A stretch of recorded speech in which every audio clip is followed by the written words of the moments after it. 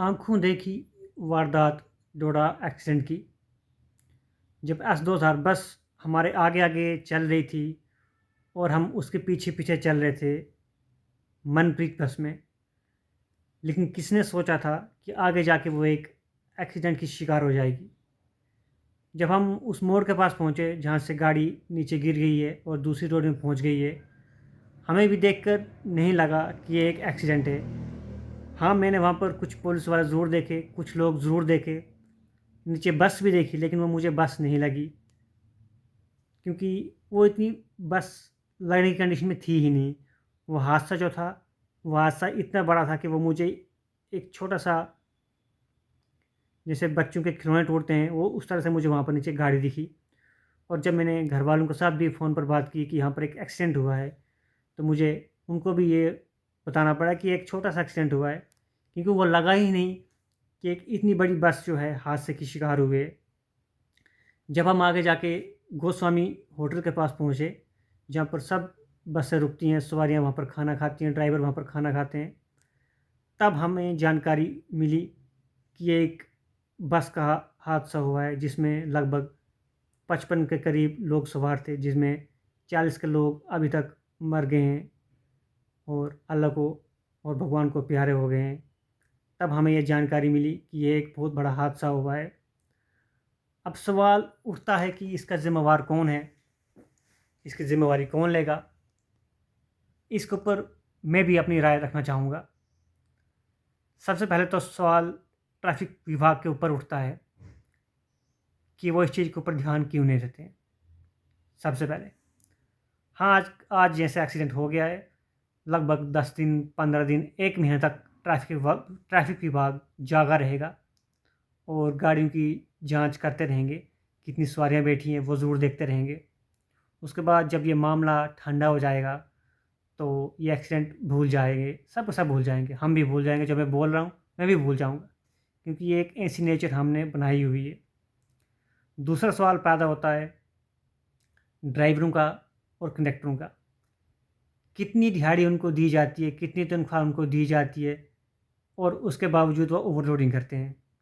कहीं न कहीं ये सवाल भी उठता है कि शायद उनको उतनी सैलरी नहीं दी जाती है, जितनी उनको मिलनी चाहिए।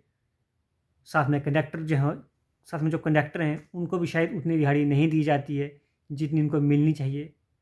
इसलिए वो ओवरलोडिंग करते हैं, क्योंकि पुलिस विभाग हो या ट्रैफ़िक विभाग हो, वो कितनी भी कोशिश क्यों ना करे, वो इस मंज़िल को नहीं रोक सकते, वो ओवरलोडिंग को नहीं रोक सकते। अगर ड्राइवर कंडक्टरों को प्रॉपर सैलरी दी जाए, जिससे उनका घर का गुज़ारा बहुत अच्छे तरीके से हो पाए, तो शायद मुझे नहीं लगता कि वो ओवरलोडिंग करेंगे। अगर ओवरलोड करेंगे भी, तो शायद इतनी नहीं करेंगे कि इतना भारी नुकसान हो जाए। अब मैं बात करूँगा बस की, कि बस की कंडीशन क्या थी। सुनने में तो ये आया है कि वो 2020 मॉडल की बस थी, S2000। हाँ, ओवरलोडिंग के चलते उसका एक्सीडेंट हो सकता है, क्योंकि उसमें कोई टेक्निकल प्रॉब्लम आ सकती है। जहाँ हमने वहाँ पर देखा मौके पर, गाड़ी के टायर के निशान वहाँ पर लगे हुए थे और काफ़ी गाड़ी पीछे से घसीट कर आगे तक आई है, लगा कि ऐसी ब्रेक लगी है कि वो घसीट कर आगे चली गई है, लेकिन उसका हैंडल नहीं मुड़ा है। इसका क्या कारण है? जो कि वहाँ पर जो बैरियर लगे थे लोहे के, उसके ऊपर से बस उड़कर नीचे चली गई है और ऐसे उड़ के चली गई है कि लग ही नहीं रहा कि वो नीचे बस है और नीचे बस में इतने लोग सवार थे। जो कि मैंने कहा भी कि जब हम वहाँ से गुज़र रहे थे, देखकर भी ये लगा नहीं कि एक बहुत बड़ी बस है जिसमें इतने लोग सवार। लेकिन फिर भी मैं कहूँगा शायद गवर्नमेंट के पास बहुत सारे विकल्प हैं कि वो गवर्नमेंट जो गाड़ियाँ हैं, गवर्नमेंट गाड़ियाँ हैं, एसआरटीसी सर्विस है, उसको बढ़ाए, ताकि बसों की कमी ना हो और लोगों को ओवरलोड ना होना पड़े बसों में। आज भी ऐसे हमारे डोडा एरिया में या हो, किश्तवाड़ एरिया हो या रामबान का एरिया हो, लोग बहुत सारे हैं, गाड़ियाँ भी बहुत सारी हैं, लेकिन उससे भी ज़्यादा लोग ज़्यादा ही हैं और उनको जल्दी भी बहुत ज़्यादा लगी रहती है और ना चाहते हुए भी उनको उसी बस में चढ़ना पड़ता है, जिसमें ओवरलोडिंग पहले से ही हो रही है और वो फुल चल रही है और लोग मजबूर हो जाते हैं और वो चढ़ जाते हैं और ड्राइवर भी अगर नहीं गाड़ी में बैठाता, तो वो उसको पीठ पीछे गालियाँ भी देते हैं। ये भी एक बहुत बड़ा सच है।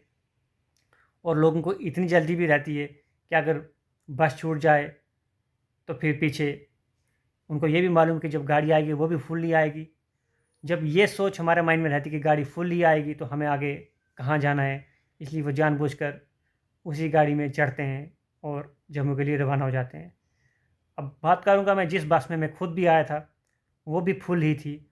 उसमें भी लगभग 5, 6, 7 सवारियाँ ओवरलोड चल रही थी, जो कि बीच-बीच में चढ़ती हैं, उतरती हैं, उस तरह का सिलसिला जम्मू तक चलता रहता है। ये सिलसिला सिर्फ़ 1 दिन का नहीं है, ये ना ही 1 महीने का है, ये सालों का चलता आ रहा है और आगे भी चलता रहेगा। इस एक्सीडेंट से हमें क्या सीख मिलती है? इस एक्सीडेंट से हमें ये सीख मिलती है कि हमें जितनी भी जल्दी हो, हमें जल्दी नहीं करनी है। अब अगर दिख रहा है कि बस भर के है, सो उसमें सीट की वैकेंसी नहीं है, आप दूसरी बस का वेट करो, कितनी देर हो जाएगी? क्या काम छूट जाएगा? कुछ काम नहीं छूटेगा। आपकी ज़िंदगी से बड़ा और कौन-सा मकसद है आपके जीवन में, जिसको आप पीछे छोड़ रहे हो?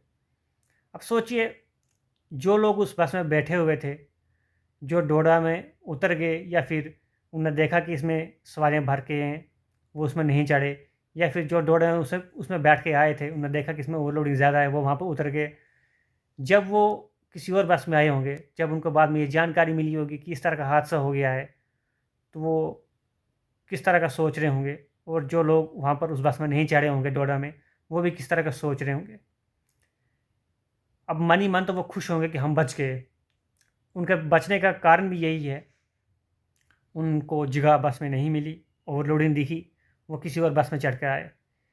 अगर आपको भी इन हादसों से बचना है, इन हादसों से सीख लेनी है, तो दिख रहा है कि गाड़ी में जगह नहीं है, तो नहीं चढ़ो। दूसरी बस का वेट करो, वो भी फुल आ रही है, तो नहीं चढ़ो। तीसरी फुल आ रही है, तो नहीं चढ़ो। अगर फुल ही फुल आई तो नहीं चढ़ो, नहीं चढ़ना तो नहीं चढ़ना, सीधी-सी बात है। अगर इस तरह का चलेगा, तो आपका जीवन सुरक्षित रहेगा, आपकी लाइफ सही रहेगी। लेकिन अगर आप सीख इस बड़े एक्सीडेंट से भी नहीं लोगे, तो कहीं न कहीं ये हादसे हमारे जम्मू कश्मीर में होते रहेंगे और देश के हर एक कोने में होते रहेंगे, और ये होते आ रहे हैं और आगे भी हो सकते हैं। इसलिए हमें इससे यही सीख मिलती है कि ओवरलोडिंग हमें नहीं करनी है। ये तब पॉसिबल है जब आप देख रहे हो कि गाड़ी फुल है, इसमें जगह नहीं है, लेकिन आप उसके बावजूद भी उस गाड़ी में चल रहे हो। क्यों चल रहे हो? जल्दी के लिए। अगर एक बात मैं आपको कहूँ तो आपको बुरी लगेगी, वो ये कि जब हम जन्म लेते हैं, तब भी हमें जल्दी लगती है। जब हम मरते हैं, तब भी हमें जल्दी लगती है कि इसको जल्दी बाहर निकालो, जल्दी वहाँ पर पहुँचना है। तो ये जो जल्दी है, ये हमें कहीं न कहीं इतनी जल्दी कर देती है कि आज जो जल्दी यहाँ पर हुई है, जो यहाँ पर ओवरलोडिंग हुई है, ये एक जल्दी के कारण ही हुई है। क्योंकि जो टेक्निकल प्रॉब्लम गाड़ी में आई, वो भी एक जल्दी के कारण ही हुई है। क्योंकि सबको जल्दी-जल्दी अपने-अपने काम करने हैं, अपने-अपने काम पर पहुँचना है। तो इस एक्सीडेंट से आपको क्या सीख मिलती है? वो सीख यही मिलती है कि आपको जल्दी नहीं करनी है। आपको हर जगह जाना है, तो वो कहते हैं ना कि शांति के साथ जाना है, बड़े सरल तरीके से जाना है। किसी भी तरीके की जल्दी आपको नहीं करनी है। अगर जल्दी करोगे, तो फिर कहीं न कहीं इस तरह का बड़ा हादसा आपको देखने को मिलेगा और दिखता रहेगा और मिलेगा भी।